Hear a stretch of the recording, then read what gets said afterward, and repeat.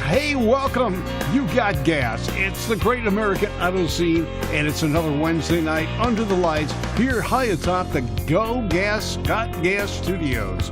And with me, it's Bruce and I tonight. You know, while the girl, Anna's out on assignment, actually, her significant other is getting a shoulder rebuilt. That is one of the more tough assignments. Yes, that is. So she's got to deal with him. Man, my wife had to deal with me. By the way, Bob Beck, Yes. Hard Rod Bob Beck. I'm Bruce Barker. You are? Yeah, about a year and a half ago. Well, you remember I was walking around all gimpy Yeah. and whatever. About a year and a half ago, I busted. I like to say motorcycle, but in truth, I crashed my scooter and broke my collarbone. And I feel for a significant other of Anna, because holy cow, none of that. Well, you know, broken bones are never fun. No, they aren't, especially when they're your own. Yeah. So, you know. You could point fingers and laugh if it's somebody else. Yeah, you dumbass. Yeah. Hey, we're coming to you live, and I can watch us right here on Facebook right now. We got, let's see, how many people got one? No, we got a bunch that of would be people me. You, yeah. No, it's actually me. Here I am. Oh, good. I can watch myself after I do these things, so it's kind of neat. Yeah. Anyway, we're going to be talking about a couple of cars tonight. We're going to do something different. In the 60s, the rush to build compact cars among the big three began. Indeed. Of course, Hudson and Rambler and American Motors were already into small cars starting in the early 50s, but it took General Motors and Ford and Chrysler a long time to catch up. And it wasn't until 1959 they introduced their compacts. Now, Chevy introduced the Corvair. It did okay, but it was a little weird. Yeah. Rear engine, independent suspension, air-cooled. And as far as the gas mileage, as soon as you turned the heater on, the gas mileage went away because the heater was gasoline-fired. I mean, really? You're driving an oven? So, you know, things like that. Chrysler came up with the Valiant. Neat-looking little car. Really eccentric styling. Eccentric is right. Yeah. That car had some shapes, man. But, you know, I liked them. They were cool, especially the two-door, the Signet. Yeah. I really liked that. And the Slant 6 was just out. It had a lot of innovation for the time. Dodge came out with the Lancer. Now, many people think the Dodge Dart was the first compact car from Dodge, but no, it actually was called the Lancer. The Dart was a full-size car at that point in time, and it was a stripped-down model. So the first compact was the Lancer. In 1963, that all changed, and they called it a Dart, and that's when sales started going up for some reason. Now, am I wrong, too, in saying, and maybe I'm not wrong, Valiant was not under a corporate name umbrella at first? It was not a Plymouth Valiant at first. You know, it was a Plymouth Valiant. Okay, I thought it was either that or the Dart, but obviously I'm wrong about that. Well, the Dart was a Dodge, but it was a full-size body. Got it. With less content. Yeah. The Lancer, for some reason, they used the Lancer name. They used that a few times. They used it on the Mitsubishi they brought in. Plus, they did. Yeah, they did. Plus, you know, on this little car that was kind of a Valiant with some rounder lines and spots. It had different taillights. It had different trunk lids, and it was okay. I think the Valiant was a little bit crisper. But what we're going to talk about today is Ford came out with the Falcon. It took General Motors 2 more years to release the Chevy 2, which really was a direct competitor to the Ford Falcon in almost every way. Because, of course, the Corvair was not, because it was so different in every way. Yeah, it was so radical. Now, here's a picture of a 1960 Falcon. I had a 60 back when I was in high school, and these were kind of neat little cars. It's the basis of what became the Mustang later on. But this was the Ford Falcon, conventional, inline 6-cylinder, a new 6-cylinder. The first one was a 144 cubic inch 6, all of 85 horsepower. You know, I mean, if you missed a shift, the pedestrians passed you going through the intersection. But it was kind of a neat car, independent front suspension with a new design. Springs sat on top of the upper A-arm. Yeah, that's right. Yeah. You know, I hadn't thought about that. In fact, you know, just to sort of get off the suspension topic and kind of in general, this was about the time finally. Now, I know it had happened a few years prior, but in some ways, but right about now is when car makers started offering cars that didn't all look exactly the same. For instance, until 1960, there were 2 Ford looks. in 59 and going back. Like the Fairlane Galaxy series, which was, it dates back to all the way back to their just standard sedans, the main lines and customized stuff. And Thunderbird, that was it. Yeah. And before 55, the Thunderbird, there was one body. Yeah, one body, and you had different names on them. Yeah, it was a custom, and the Fairlane finally came out in 55, I think it was, before Sounds that. about right, You had the Sunliner, the Skyliner, but they were all Fords. Yeah, and parts were pretty much interchangeable except for trim. Trim was the only difference. Same thing, Chevrolet did the same thing. 55 Chevy, whether it was a 210, a Bel Air, or a 150, the body was the same. It was the trim that was different and the option levels. Yeah. Which meant that, suddenly, here it is. It sounds like an old Chrysler ad. Suddenly, it's 1960. Yeah. I think that was the text they used to use on some of their advertising. But suddenly, car makers were offering bodies that were within the same corporate name, like a Ford or a Mercury, right, or a Chevrolet or an Oldsmobile, but vastly different bodies in that same line, which is totally cool. Yeah. Now, the other thing about that was they had, at that point in time, by the time 1960 came out, Ford had just experimented with the small car, and the Falcon was that car. It came out in a 2-door sedan and a 4-door sedan and a wagon. So you had 3 different body styles to try and capture people's attention, and it pretty much did. Now, this one's a little bit later. That's a 1963 model, and this was the Futura. Now, this came with a little bit formal roof, kind of taking cues from the Thunderbird at the time. Yes. It was a little bit, thinner, but it gave that same formal roof line. This car also had bucket seats as an option and a center console. And let me take a wild guess. Yeah. By this time, you could probably get a Falcon with a V8. No. Well, yes, in 63 you could. Okay. 63 was the first year of the V8 for the Falcon. So it had a 260 cubic inch V8. Now, before that, you could get the 144, and then a 170, and you could even get a 4-speed. The standard transmission was a 3-speed, of course, with no synchro in first gear. And here's a car that needed it because it didn't have the power to get out of its own way, but no synchro in first gear. Interesting. And it had a 2-speed automatic. Then it had a 4-speed that was actually taken out of the Cortina. It was a Dagenham 4-speed, and it was not strong enough for the torque of the 6-cylinder. So they had a reliability issue. Isn't that interesting? And, of course, that 6, even the later 200, was not particularly... I mean, it was torquey. It was torquey. And, I built one up. I had a 63 Ranchero, and I built up a 200. It was putting out about 175 horsepower. And I know I gave a buddy of mine with a 289 in his Mustang a hard time one time. And then I had a 5-speed. I had T5 behind it. Man. And an 8-inch rear end out of a Maverick with Granada disc brakes in the front and Granada rear brakes in the back. This thing would stop beautifully. No power brakes wasn't necessary. Yeah. I mean, I had a 2,400-pound vehicle with brakes from a 3,500-pound vehicle. Yeah. So it had no problem at all. But the Falcon kept maturing, and 63 was what they called the last of the round body. Yeah, and you can see those lines. I honestly don't know how to tell what year is what, because all 3 of the first years to me look the same, or all 4, I guess, 60 to 63. Yeah, 60 and 61 shared all the body pieces together. The grills were different, and the 61 got some more side trim. Then it came along in 64 when they totally redesigned the Falcon body. And there it is. That's the 1964. Now, this thing definitely is a crispy line. Yeah. Now it's kind of a neat car too. It was very popular. It started increasing sales until April of 1964. The Mustang came out. Mechanically, they were identical cars. The Mustang had that better body styling. But even Shelby recognized the popularity and the ability of the Falcon. His first cars that he was modifying for Ford were the Monte Carlo edition Falcons. And they actually put them on the Monte Carlo Rally. So everyone thinks about that bar that goes across to keep the top of the towers from coming in on them, which they flexed a bit. Now, it was standard on the Mustang when Shelby did it. It was also something he developed for the Falcon, not the Mustang. I did not know Although that. it was direct bolt over. Yeah. So it came over to the Mustang, which, good idea. Iacocca rebodied the Falcon, and it became a hit.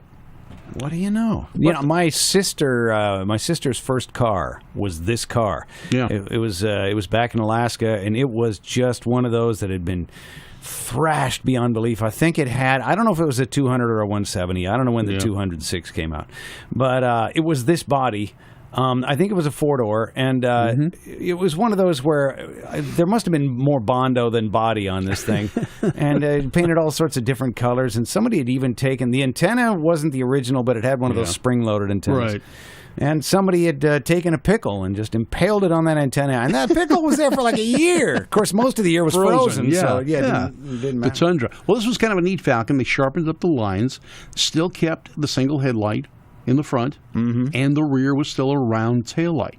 And that was something that was a Ford thing. All the Fords at that point in time pretty much had a round taillight in the back. So they kept the theme. The sharpness of the body did not replicate anything else Ford had. It did not look like any other Ford. It was crisp. It was stylish. It was good. As you can see from this one, a little drag race influence. It's got slapper bars and Krieger or mag wheels. They were performance to an extent cars. At that point in time, you got the Futura or the Sprint, and this one's a Sprint with a 260 V8.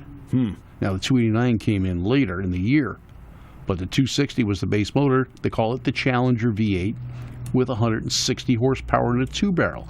Didn't even get a 4-barrel, but you could get the 4-speed. Now, I kind of snuck this one in. My wife had a Falcon convertible. So I had this cartoon made up for her when she had hers. I think this is a 65, judging by the stripe on it, right? It is. The trim changed in 65. It was about the only thing that changed. The trim on the side and the grill. Plus the 260 was now gone. They were all 289 V8s, or you had a 170 or 200 cubic inch 6. Got it. Now I know we'll cover the Chevrolet side of this war in a second or two, but at the same time the Falcon was on the assembly line, the Comet was too, I think, right? Yeah, Comet came out. That was Mercury's edition. However, in Canada, they got a variation of the Falcon for the first year, and they called that the Frontenac. And I think I've got a picture of that coming up shortly. But Mercury in Canada got the Falcon with a different badge on it, and they called it a Frontenac. Had a different grille, some different taillights, but it only lasted 1 year, and it was a very short year for Canada. The following year, they got the Comet, just like the U.S. market did, and the Falcon in Canada was now gone as far as a Mercury model. Let me scroll through and see if we see that. There's a lot of these cars we've seen now, but I'm just we'll pull through this. I like that little 2-door wagon. Yeah, that's nice. 62. It's not even pristine. Look at that little dent on the front. That's totally fine. Yeah. Now, there's the 66 Falcon. That's when they totally changed. And those are kind of neat. Yeah. I kind of liked them. You know, they softened up the body. I guess it makes it look larger. Even though I'm not sure it was. Well, it was kind of, because it shared some components with the Fairlane of that time. Oh, wow. If you look at the door, that's a Fairlane door. What do you know? Yeah, it's definitely big. And the Ranchero was basically a Fairlane with a Falcon nose. Until 67, when they put the Fairlane front end back on. That's right. The Ranchero, which interestingly began as a Fairlane, then in 60 it was a Falcon. Yeah. In 60, they dropped it down to the small vehicle and stayed on a Falcon chassis until 1966, when they put it up on the bigger Fairlane chassis. What do you know? Now, this is the last of the Falcons. Now, most people look at that, that's a Torino. Yeah, well, kind of. But in 70 and a half, the stripped-down version with a slightly different roof line was the Falcon. I did not know that. And you could get all the way up to the 429 Cobra Jet in them as well. So you see some of these are the drags because they were a little bit lighter than the corresponding Torino that had a little bit more pizzazz to it. Yeah, right. This is a stripper model. Yeah, basically that's what it was. And that was the last year of the Ford Falcon in the United States. Now, the Falcon continued on in Australia up until just about a year ago. And in Argentina as well, and they modified the bodies just a little bit over what the U.S. version was. They pretty much looked the same. So in fact, the first generation, the round body Falcon, lasted in Australia well into the late 60s before they changed the body style. And then after that, it had no resemblance to the U.S. Falcon at all, and Ford went a whole different direction in Australia. Argentina kept the same basic body as the round body Falcon, never did get the second generation Falcon body. And of course, a lot of us are sci-fi fans will have seen Mad Max. Was that a Falcon? Yes. Yeah, okay. I couldn't remember if that was true. There's a guy here locally, our studios here in beautiful North Hollywood, California. Yes. Somebody locally has an Australian Falcon. It's a right-hand drive. It's yellow. It's a four-door. Sits in his driveway. I think I've seen it on the street once. But it's like, wow, that's so cool. Yeah. Because, the steering wheel is on the quote-unquote wrong side. Yeah. Yes. Hey, let's take a little bit of a break from talking about this stuff, and we've got a caller in all the way from Canada, unless he's on the road. Yeah. Hello, Snakebite. You're on the air. No, I'm not in Canada. I'm down in I'm down in Louisville, Kentucky. Oh, well, at least a little bit warmer. Yeah. Well, again, yeah, it's a little bit warm. Not much warmer though. I still have to have the furnace on in the truck. You were talking about the Fairlanes and the Falcons, and I sent you. I can't remember the name of the brand name of the car, but Canada did a special version of a car. I sent you pictures of it once. Okay. And I went to look for it before I phoned in, and I couldn't. I still can't find it. You talking about my the friend Mercury? has it. The Mercury Meteor? No, it's not a Meteor. All right. It looks exactly like a Fairlane, but they were only available in Canada. Okay. Huh. Yeah, Canada had some unique models. I know one of the things they did, the F-100s that we had here starting in the mid-'50s were sold in Canada as Mercuries. And Mercury had their own line of trucks back then. And International Harvester had their own brand of trucks, too. Yeah, well, we did. We had them here, too. As a matter of fact, I had a 1935 International Harvester pickup truck. Kind of looked like a Chevy back in those days. Yeah, my grandpa had an old 50s. All right, there's the Frontenac right there. Look at that. Now, of course, yes, it's a Canadian, by the way, Bob, Snakebite. But, yeah, look at that grill. That's quite different. Grill, front bumper, and a little side trim piece there is different. Hubcaps are different. Yeah, she got it from her mom, and it was actually her grandmother's car, and her mom didn't like it, and so they gave it to her to learn how to drive. She learned how to drive, and then it's been put away ever since. Oh, wow. And so she brought it out once to go drive it in a parade or something, and then put it back away, and it's been sitting under wraps ever since. Wow, man, you might have to jump on that car. Yeah. Here's the no, she won't sell it for nothing, because that's a family. You get things you just don't sell. You know what I'm saying? Yeah, family heirloom. So yeah. So how you doing? You were a little under the weather there for a while. Yeah, I'm still kind of under the weather. I'm still under the care of a heart specialist now, so it's coming around. They didn't pull my license, so that means I can go racing this year. That's good. And I remember back when Barker was walking around all chicken wing gimped up with that there, trying to do the produce a show. Pull my license. Yeah, boy, oh boy, those were interesting times there, Snakebite, and I don't look back with any fondness at all. Man, I tell you, when you do a job, and we've all done these where, not everybody does some sort of a TV show, but, a lot of us have, if you're a crane operator or you're a hockey player, man, sometimes you need three hands, and when you only have one, it's just tough.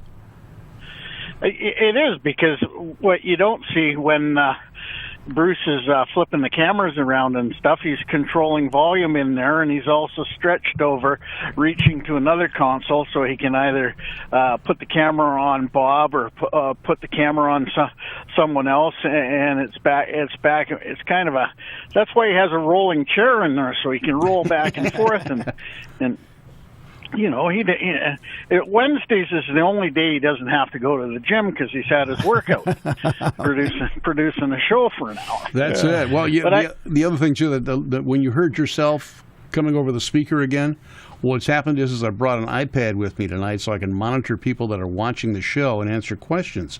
And most of them are just saying hi right now, except for Kim Gady. She's asking me how I'm doing. I'm doing okay. But yeah, so we got a lot of people workman's watching. comp? You want to make sure that everybody knows you're sick. That's it. And we got someone else calling in right now. Jessica May is watching. Mark McGeorge from Arizona. Jessica, I'm not sure where you're from, but you're watching. I don't remember it. Pete Muriello, Funny Car Drivers, watching. I mean, we got a good following right now. Deborah Taylor's watching. We're glad to see her too. So, what's on your agenda? How's the race car coming along? You know what? I have a top secret engine builder. Do you? You take your car down there, and you get no communication from him at all. That's good. None. Ah. Zip. When he wants, well, he's only a one-man operation, right? So basically, he builds Outlaw Pro Mods is what his real specialty is. Okay. Right? And I met him through another racer, and he said, if you ever want me to do an engine for you, I can do an engine for you. He says, I probably forgot more about 355 small blocks than, so I went, okay. He says, there's only one catch. He says, you got to let me know in the summer that you're going to be coming down in the winter. And he says, I'm only a one-man operation, so I do things on my own time. Wow. So in his shop, he has 8 positions. So what happens is when he's working on cars, I take my car down there, I leave my trailer there, and I get free storage for the winter. In return, what he does is he'll rotate my car into the shop and do all the work on it that it needs to be done. And then he'll take somebody else's project that's on the go, like Outlaw Pro Mod or whatever. He's either waiting for parts or the guy's he's waiting for more money from the guy. He'll push that car out, put it in my trailer, right? Yeah. So now instead of having 8 spots, he has 9 spots because he's got my trailer there, right? Well, that works out. You scratch his back, he scratches yours. Yeah, so his name's Scott Braskett he lives up by Columbus, Ohio, and he does a wonderful job with my work. So that's why he always gets my work. So okay. And hey, Snakebite, where's Chilliwack? Chilliwack? Yeah. Chilliwack is out on the West Coast. Let me tell you about Chilliwack. Chilliwack. Okay. Chilliwack. Chilliwack. It's where all the old farmers go to retire. By the way, Jessica May and Chris, good friends of mine, they also live there too. Okay, so they're the younger influence there, right? Yeah, Jessica, she does a lot of racing, so and she's into old cars and stuff like that too. I think she's building something. It's in the Ford variety, so you don't tell her I don't pay attention. That's a 4-letter word. Hey, you know what? How about this for arcane knowledge? The DJ in me has to spout out this little fact. There was a band in the 80s that had 2 hits. The band's name was Chilliwack. And one of the songs was called My Girl, one was called I Believe, and both were just excellent songs. I think those guys were from Chilliwack, which is amazing to think that they hit nationally and disappeared. I don't know what happened to them, but there you go. And the best song that I really like from Chilliwack is called Fly at Night. We'll have to look that up. It's a really good song. It's a really good song. But anyhow, boys, I just thought I'd phone in since the studio was empty and it could be a long hour with you two just banging back and forth. But all is good is out at our end. We're going to race with the Ted Barnes's 7.0 and 1090 series again, so I can keep in. I forget your other co-host's name there. Anna? Anna, keep in her good books and stay at the 7-0. Okay. Yeah. So we're going to do that again this year. They've actually gone and doubled the amount of the purse. Oh, Wow. okay. So every race that you go to is going to be a minimum $1,000 to win. Okay. So, and I, to me that's great. The payouts per round, payouts start at the second round, and they've virtually almost doubled those too. Okay. So he has. Cool. So yeah, so it's. I'm looking forward to it. All right. I should let you go so you can carry on. All right. Jessica says, good luck racing this year, Bob. She also says something about saving you once Oh. on Christmas Eve. Doing what? She saved you on Christmas Eve. She did. Do you have time for this story, or do you want to carry on? Go for it, and then we'll go to a commercial. Yeah, why not? Okay, so I'm out in Chilliwack, and this is the last time. This is kind of sentimental to me. Yeah. This was the last time that I seen my mom before she passed away. Okay. And I was in my transport truck, and we were hauling high-end cars at that time, like Maseratis, Ferraris, Lamborghinis, and I just couldn't leave my truck in an open truck stop. Okay. So Jessica, I forget the name of the people, they were great. Jessica found these people that had an enclosed compound, which they could lock up really well. Okay. So what I did was she got a hold of them, got me permission to leave my truck there so that I could go over and spend Christmas with my family on Vancouver Island. Okay. Which was really, really great. And then, and I just know Jessica from racing. You know how racers are, and, I know. And car people. They It's a get small together community. and talk, and It's a great community. as long as they don't think you're cheating on the racetrack, we're all friends. Well, it depends whether or not you beat them or not. All right. Hey, we got a break for a commercial. Yeah. Bob, thanks for calling in. We do appreciate it every time you do. Believe me. But you All right, take care guys, of you yourself. do a wonderful job. Thanks. You Thank you, take care sir. of yourself. All right.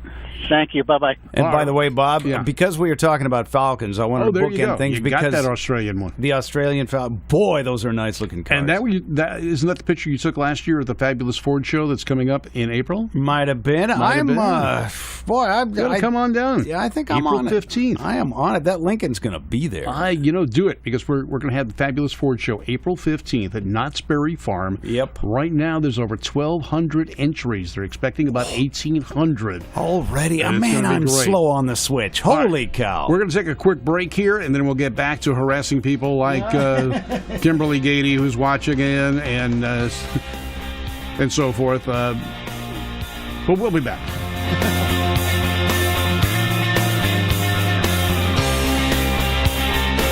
Good evening. I'm John Larkin, speaking for your Kaiser Fraser dealer. Tonight I'm going to take you back over one of the most thrilling experiences I've ever had. I'm going to show you what happened when we literally tried to tear the Henry J to pieces. We put the Henry J through some of the toughest, roughest tests in the world. The first test we made was down the Buck and Bronco Road. 1 mile of concrete washboard. An endless chain of brutal ruts built to shake the body bolts out of any ordinary car. Now, I'd seen the Henry J take some mighty rough country roads, but never anything like this. She's hitting 15 jolting bumps every single second, and I never would have believed it if I hadn't watched the wheels. Up and down they bounced like rubber balls. And yet, the Henry J's unique spring and frame construction soaked up the shock and gave a smooth, level flight ride. Even a slow motion picture doesn't reveal a single jolt or jounce. And how was the driver enjoying it? Well, he opened the door, and I was amazed when I saw the steering wheel. It was perfectly steady, completely under control. No shock, no road wander, no wiggle. Every inch of the way, the Henry J took this Buck and Bronco road as though it were a smooth, new superhighway. And now that you've seen what I saw, I think you'll agree that the Henry J is one of the world's toughest cars. Next week, I'll tell you about another dramatic test. And remember, The Henry J is the smartest, the thriftiest, full-size car you can buy, with up to 30 to 35 miles a gallon, with monthly payments as low as $49. So tomorrow, go in and see your Kaiser Fraser dealer. Start driving the smart, new Henry J right away. You've always wanted a car designed for you, at your kind of price, an easy price. And if Firebird Esprit has a brand new interior, if it handles and rides like it was part of you, with a look about it that reaches into tomorrow, then Firebird is your car. Because the wide track people have a way with cars, your way. And Firebird Esprit was built for you by Pontiac, of course. All right, we're back with gas, and we've got a lot of people tuning in. We're glad to see you watching us right now. And we saw a commercial for Henry J. I had one of those Henry J's, and that is another car that predated the big three going into the compact field. Right, it was a small car. It was also sold by Sears dealers as an Allstate. I heard that somewhere. And then there were three options on the car. The standard engine was a flathead 4-cylinder. The optional engine was a 6-cylinder flathead. The glove box was an option, and so was the rear trunk lid. Oh.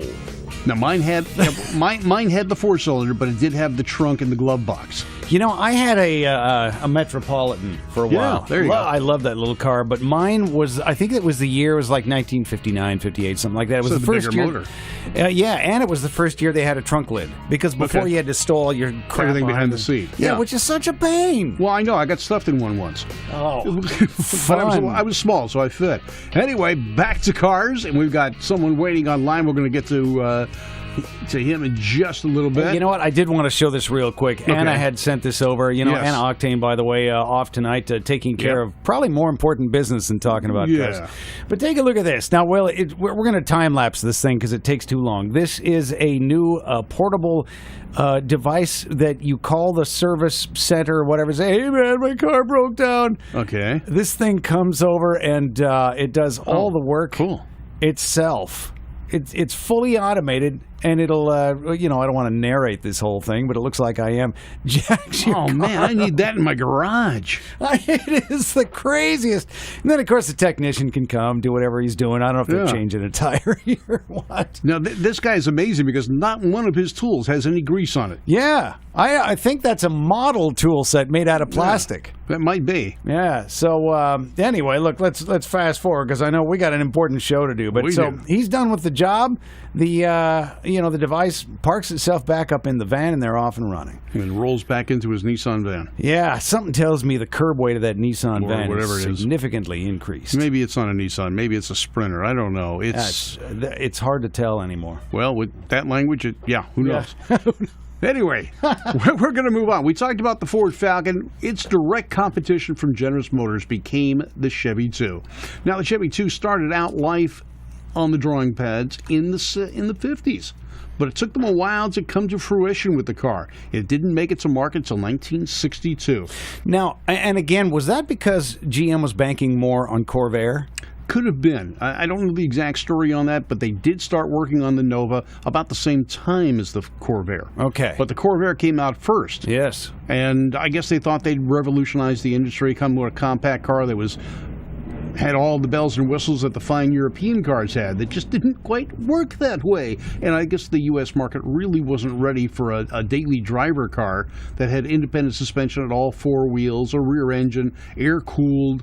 I mean, not that air conditioning was popular, but that was one of those things that was a little difficult to put on those because they ran a single belt, and the belt went on a right angle to get to the cooling fan. That's right. So it went up and it turned and it went down. It was kind of a screwy setup, but it worked. Yeah, it worked. It worked fine. The spare tire got mounted over the engine, so you had to do any work on the engine, you had to pull the spare out. Yeah. But there were a lot of things about the Corvair that just didn't hit the mainstream market.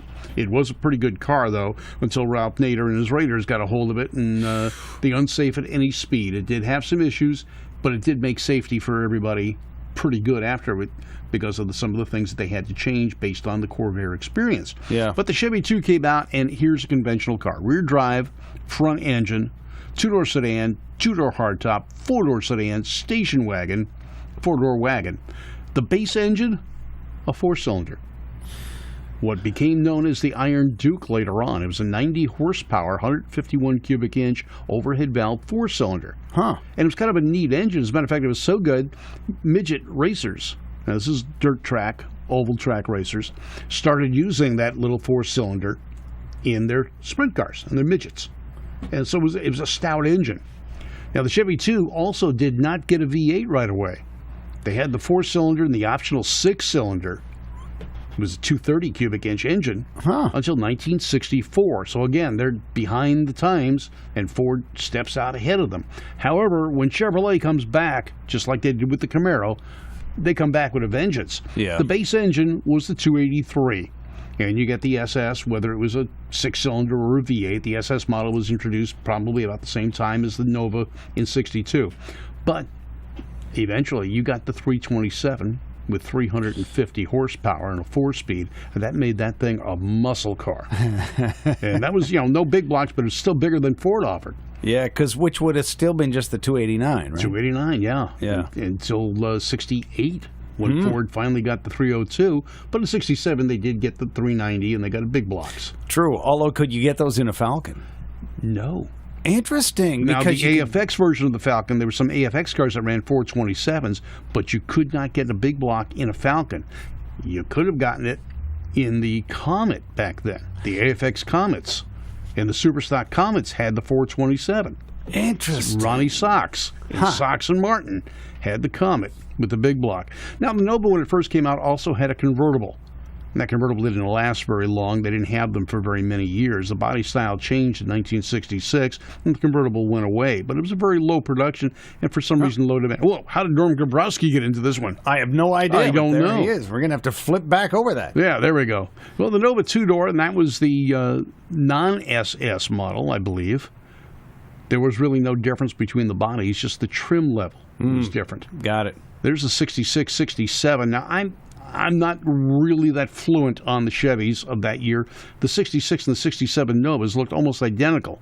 Now, if you went to Canada, that was an Arcadian. Okay. So you could get an Arcadian. It had a different grille and some other things, but it was basically the same thing as the Chevy Nova.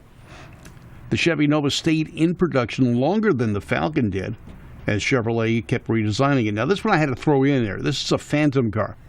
There never was a Nova El Camino. So this isn't an Australian Ute. No, it's not an Australian custom. Ute. They never got the Nova down there. Oh, now that's interesting. Yeah, I wonder what do you suppose Holden or whatever the Holden? the They Aust- didn't have much like the U.S. market at that time. You had one body style.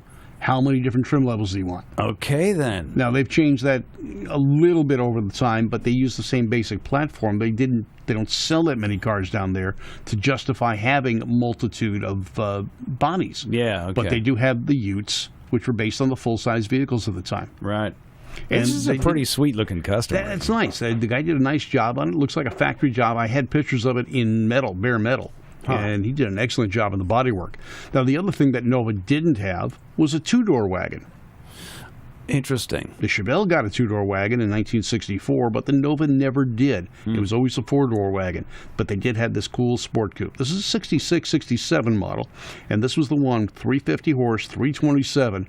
It just screamed. Yeah, it's a great looking car too.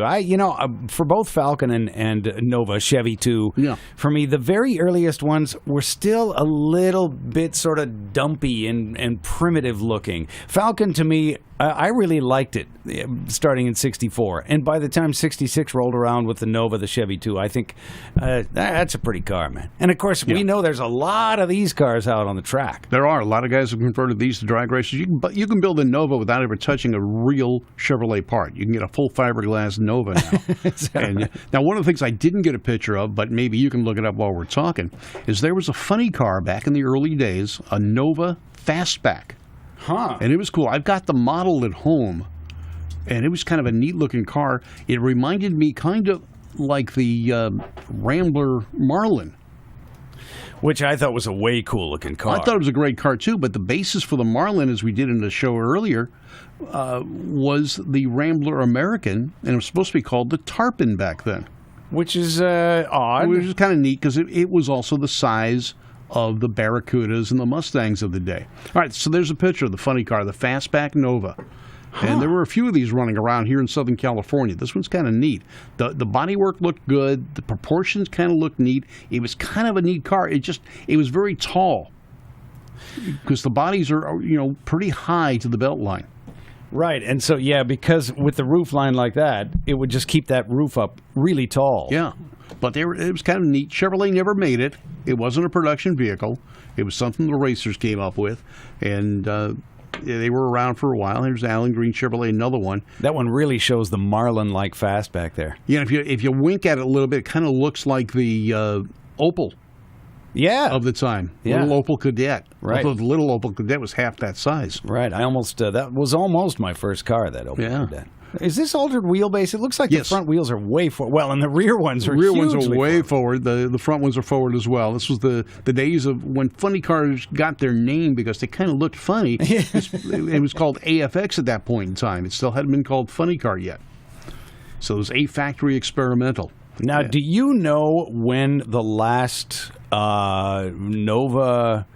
because Nova continued way beyond in the United States, way past the Falcon. It did. It continued into the early 80s here, I believe. And they were a bigger car. It's a good-sized car. It was a comfortable car. Yeah. They even made police versions of it here in Southern California use. I saw that a lot of times. Yeah. They were always rear-wheel drive until Chevrolet, in their infinite wisdom, partnered with Toyota. And in what is now the Tesla factory in Fremont, they built a joint venture. Now, Toyota had the Corolla. Chevrolet had the Nova.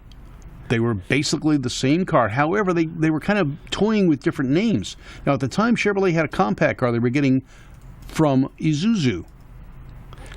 And it was called the Chevette. Yeah. Yeah, so you take part of Toyota and part of Chevette, and it came up with Toilet. Somebody had to say that. I know, but that was a front-wheel drive car. It had no resemblance to anything that the U.S. ever produced. It was kind of one of those halfway cars. GM needed something small, and they were getting a lot of small cars from Isuzu, and then they had this joint venture with Toyota up in Fremont. And came up with they reintroduced the Nova at that point in time. Yeah, and that was the period, I think, in which the Omnia and the Horizon and the Fiesta and we American manufacturers were desperate for a tiny little box. Yeah, and they were buying up import companies. GM had bought Isuzu, Ford had bought Mazda, or interest in Mazda, and they were getting some of their small cars from Mazda. Yeah. As a matter of fact, one of the Fords at one point in time, Ford had actually considered making into the new Mustang, became the Ford Probe. Yes. It was basically a Mazda with a different body. But it was the Mazda drivetrain. Well, see, I didn't know where that Probe had come from. I remember it was going to be the new Mustang, and perished the thought, but because the Probe did not last long. No, it didn't, and that was one of the reasons. It was front-wheel drive. It was not a very popular car, even when new. Yeah. And it was just kind of too expensive for what it was, and it just was not a Mustang replacement. Plus, hey, man, when you got a car that's called a Probe, you got some issues going on. Yeah, hey, I'm going to get my Probe. Really? All right. Doesn't work out. All right, so let us know which one you liked better, the Falcon or the Nova. We'll keep track of it, and we'll let you know what we see in just a little bit. But right now, on the phone with us is our East Coast correspondent. He's our nostalgia race buff, and he's got some cool dragsters. Yeah. Hey, Bobby Schlegel. Yeah. Hey, evening, guys. How you doing? How's doing everything good. out there? How's the snow going back there? Well, between the three storms, my area averaged out about 28 inches of snow. Albany got about 40, and Massachusetts and Maine and Vermont, I think they're still shoveling out because they were averaging 45 and better. Wow. Dang, man. That's we don't shovel sunshine here. No, I ain't like that. Quick thing before I get into my dates and everything. Yeah. The Fastback Novas, that was the Bill Thomas project. Okay, thank you. And one of the last ones still running in the area. It's not really northeast. It's more like around Detroit, Michigan, if I remember. I'll see if I can find the story. Is the team that used to be CKC Racing. Oh, they had okay. one of the the well-known ones that's actually still out there. It was just they found it and they're restoring it. I think they were neat-looking little cars. Yeah, and they worked pretty good. They were, like you said, it was trying to come out with something else, and GM didn't want to do it, so Bill Thomas jumped on it. And if I can find the article, I'll email it to you. All right, we got a few on that we've been showing on the screen. Yep, the Dixie Twister. That's another one. Yeah, the proportions were pretty good. It looked kind of neat, and like I said, it kind of reminded me of a Marlin back then. Yeah, I forgot what top he used. He actually did. That was a regular metal production off another car that he cut. Oh, and wow. I think I have. If I find a story, I'll email it out to you guys. Hey, that'd be great. Well, we may just do a story on that particular car because that was kind of a neat car in the histories of drag racing. Oh, yeah. All right. I got a whole bunch of stuff, and since the last show, I've been getting calls of friends that I made all over the place. So we're ready to go. Okay. Division 1, if anybody goes on NHRA Division 1, they're bringing back junior stockers to return to Atco and Maple Grove for the PC Richards National Opens. All of the full details is there, the way they're going to running them and everything. It's like the old days. And then August 8th, Empire Dragway has a couple of groups coming in. One group is called Streetcars Take Over New York, and another group is called Stang Killer. And then 1320video.com, they're having a big shootout for the weekend, and that's more detailed information on Empire Dragway site. And New England Dragway is opening April 4th, and May 24th. I'm in Texas. This is going down to Texas. 24th to 27th, they're having the Lone Star Classic Chevy Convention. My friend down there is like a super Chevy nut, so he had to make sure I got that in. And then this Sunday, they're having a St. Patrick's Classic down at Virginia Motorsports. Information on there. And there's going to be what they call a funny car chaos having flip-top extravaganza. 4 events for nostalgia funny cars. The first one's April 1st at Moken Dragway in Ashbury. They only did MO, so I don't know what state that one's in. I don't know if it's Montana or... You got me on that one. I'm from the Bronx. I don't play around with initials. If it says Bronx, I'm from the Bronx. Okay. The second part of that 4 event is going to be June 12th at Amarillo Dragway, a 24-car field, and it's going to be divided into A and B cars, A and B class cars. Then July 27th and 28th at Central Illinois Dragway is going to be a 16-car field, nostalgia funny car shootout. And then September 4th, 14th, and 15th, North Star Dragway in Denton, Texas, is going to be a 24-car A and B field. And all the information is on www.funnycarchaos.com. Wow. And ANRA, as you guys, is opening April 20th and 22nd at Famoso. Right. And a good friend of mine, John Cassie, who's defending champ for the last 2 years with his Night Train Dragster, is going to be there. And his son Max is going to be there with his Night Train number 2 Dragster.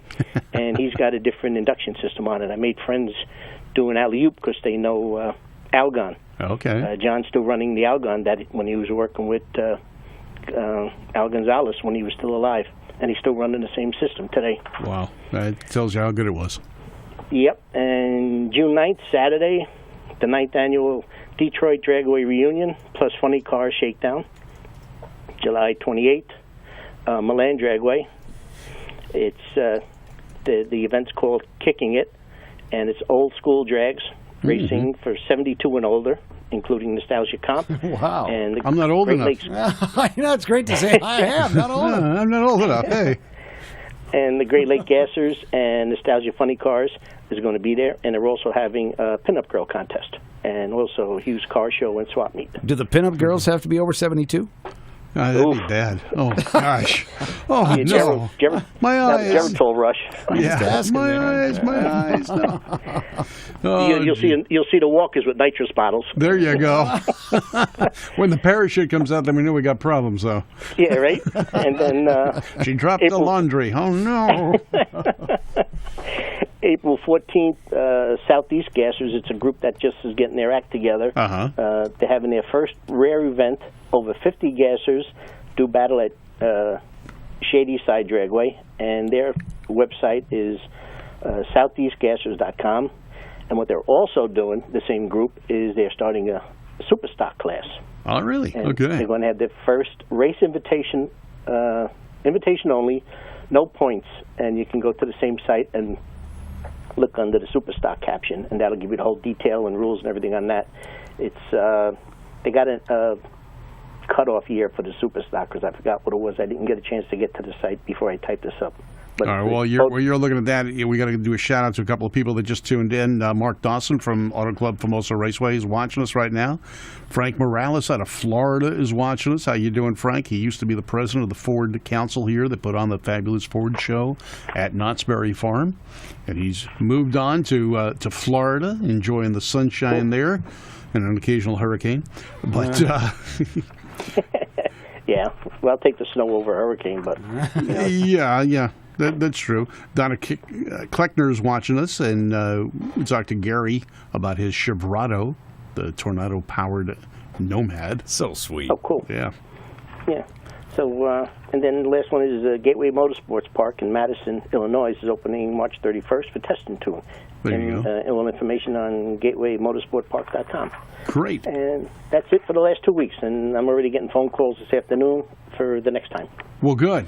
Glad to hear that. All right. Be safe out there, and I'll Take keep care, in Bobby. touch with you. Thanks for calling in. You're welcome. Got a reminder on some things. We're coming up. Those of you who raced at LA County Raceway, and I see Scott Keogh is watching us right now, we're going to have an LA County Raceway reunion. It's going to be May 6th at Irwindale Drag Strip. Ooh. It's going to be in conjunction with the NHRA Summit Series race. If you want to race, it's $55. Just want to show up, park your car, bench race, and meet and greet all your friends from the LACR days, $10 per person. Come on in. Gates open at 8 a.m. LA County Raceway reunion, May 6th at Irwindale Drag Strip. Gates open at 8 a.m. They'll start racing probably around 9 with time trials. If you want to enter, it's normal brackets for NHRA Summit Series. It's $55 to enter. And join us. Meet and greet. I know Bernie's been told about it. He's looking forward to it. We got Mark Holmes. Scott, I hope you can make it. And a whole group of other people. We're posting it on Facebook, so you can check out my post for the reunion. Mark Holmes has got his post on it. We're just letting everybody know. Come on down. $10 if you don't want to race. Bring your car in. It's $10 you and your car. Everyone, it's just $10. So if you want to come in, you got an old race car you just want to put on display, $10. Come on in and join us. $55 if you want to race it. It's got to pass NHRA Tech, and Irwindale's a muffler track, so you got to have mufflers. Yeah, because all those people going by on the 605 a few miles away. You might scare them. Yeah. we have done that when we run jet cars, which is kind of interesting to say the least. Now, the also thing, like we talked about the Fabulous Ford Show, and Frank was the president of that for a number of years, Frank. It's going on April 15th at Knott's Berry Farm. Spectators come in free. If you want to enter your pre-entry, you got to go online. Fabulous Ford. Pre-entry ends on March 31st. There is no entry at the gate. You have to be pre-entered. I just got to get on it, Bob. You do. You got to get on it because it is a neat event. Fabulous Fords Forever. Last year, over 1,800 cars. This year, we're going to have Linda Vaughn, Shelby's wife, Cleo Shelby, will be there. We'll be talking to her. Not sure if Horsepower for an Hour is going to make it this year, but if they do, we'll be broadcasting live right from the stage. Glenn will be there with Auto Addicts. We'll be broadcasting on that. Stacy and I will be walking around talking and greeting, meeting people. We'll have Roush will probably be there. Celine will be there. Shelby will have their truck. Now, we just ran into a situation. Ford is having a little bit of a problem. Apparently, the truck that tows their show stuff is older than 2010. In the infinite wisdom of Jerky Brown, our governess, if your diesel truck is older than 2010, you cannot drive it in the state of California. That's for commercial trucks, big rigs. So they're trying to get a different rig to bring the trailer in. Now, whether or not that happens, we're not quite sure. But that's just one of the great things that Jerry Brown is doing to help us out by stopping interstate commerce. Why doesn't he perhaps just let Ford load their trailer without the tractor, without the semi pulling it onto the bullet train and haul it down here? And it can go to Fresno. Yeah, and it'll only cost $63 billion. Yeah, for some dumb reason. But anyway, so we got a couple of events coming up. And Kimberly, why? Why what? Bruce Boardman's watching. Joe Boline's watching. Ken Critton, you're watching. Mark Cottrell. Richard Condon. Hey, I'm not going to mess up your name, Richard. I'll just call you Richard. There you go. You're on there. Thanks for tuning in to GAS, the Great American Auto Scene. What do you got planned for the weekend? Any car shows for you, Bruce? Well, while we take a look at, I believe this is some photos from the Grand National Roadster Show that Anna took. Yeah. So thanks, Anna, for that. And she'll be back in a couple of weeks. We were speaking last show about driving experiences. Mm-hmm. Darn it, we were rained out at the Rusty Wallace driving experience at Fontana. So you got to go back and do it again? Yeah, rescheduled. Yeah, they're only there a few times a year, so we're going to do it in June. But meanwhile, I'm going to shine up that old Continental and see if we can get on over to Fabulous Fords. Now, I'm not doing a car show this weekend. No. I've got a Jag that's probably going to go on the not the auction block, but the chopping block. Yeah, the sales block. I'm just going to do some pretty up stuff, I think. And, I don't know. It's been a crazy few weeks. It'll be good to get some downtime. Yep. Now I've got a show on Sunday at Port Hueneme at the beach. We're going to go have a car show up there, which that's where I live, so it's a nice, easy drive. I take about 5 minutes and I get on over there. Yeah. Are you going to be appearing? You're going to bring in a car? I'm bringing a car. I'm bringing a car. I'm not sure yet. We got to see, because we got room in the garage for 2 cars. We got 1 car in there now. Normally we swap cars and bring one back and leave it up there. So I'm not sure what I'm going to do. Now, last week or 2 weeks ago, I had the Corvette down at the big classic car show. Yeah. At LA Convention Center. I so wanted to be there. That was such a good show. Yeah. It's in the garage right now alongside our 56 Chevy here down in Southern California, a little bit further south in California. And we may just take it back up there. Last year I did show the Corvette at that show. Yeah. But I may just drive the hot rod up there. We're supposed to have rain Friday, maybe Saturday, but Sunday's supposed to be clear, so it might be a good day to take the Corvette out and drive. Yeah, it is an iffy forecast for the weekend, but I guess we probably still have a whole lot of the country beat in terms of weather, so we'll just, whatever comes, we'll just rock with it. Yeah, see, Kimberly's watching, and she saw some pictures from Don Prieto's taco party, and Tommy Ivo was there, along with many of the history makers from drag racing. Now, this shot you just passed was, that is the pedal car that Anna won the Grand National Roadster Show with. Well, can you see why? I mean, that thing is just, she has set the bar high. Next year, it is going to be amazing. A production pedal car is not going to be in competition at all. This is all handmade. And from what they said, it was the door from a 59 Chevy or something like that. Yeah, I think she did say that, right? And of course, it has vaguely 59 Chevy wings on the back of it. Yes. But so I wonder if that was inspired. They said, "Look, we have this door, so we're going to make it into something that's got some component from a 59 Chevy." Yes. Who knows? Who knows? Yeah. Cool motorcycles, some great stuff. The Grand National Roadster Show, the granddaddy of them all, the biggest roadster show in the country. It's not just a roadster show. They call it the Roadster Show because it's the carryover from the Oakland Roadster Show. They moved it down here to L.A., but it encompasses so many more. It takes up every building at the L.A. Fairgrounds. Yeah, that's what it is. Boy, oh boy, that is a lot of buildings. It's amazing. Yeah, plus the outside. They probably have well over 2,000 cars. But it's going to come up again in January, as it happens every year. The next show at the convention center or the fairgrounds there is going to be the L.A. Roadster Show, and that's Father's Day weekend. And if things work as well as they normally do for me, I'm going to be down in Bowling Green for the Holly National Hot Rod Reunion, and I'll be the announcer there. You did that last year, right? Yeah, I've done it for the last few years. Oh, man. It's kind of cool down there. I love the scenery. I love the people. And everything's so nice and green there. The humidity is 125%. Which means you're breathing solid water. Oh, yeah. But it's going to be neat. And this year they're going to have the award presentations and the introduction and induction of the Drag Racing Hall of Fame or heroes there at the Corvette Museum in Bowling Green. Oh, perfect. So it's going to be a real neat event. I'm looking forward to it this year, as always. And come on out if you can be there. We're just about out of time, Bruce. I can't believe it.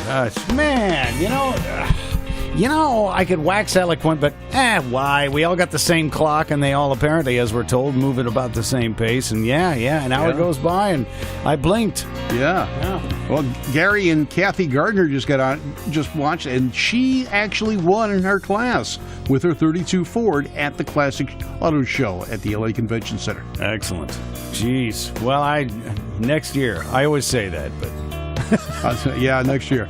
All right, well, Bruce, we got another show coming up after this one. Actually, it's the same show, but coming up again. So if you missed the first half, it's coming up again. That's 2 solid hours of gas. I want to see those Frontenac Fords again. All right, everybody. Yes, the encore comes up next. Thanks for joining us tonight on the Great American Auto Scene. We'll see you in 2 weeks.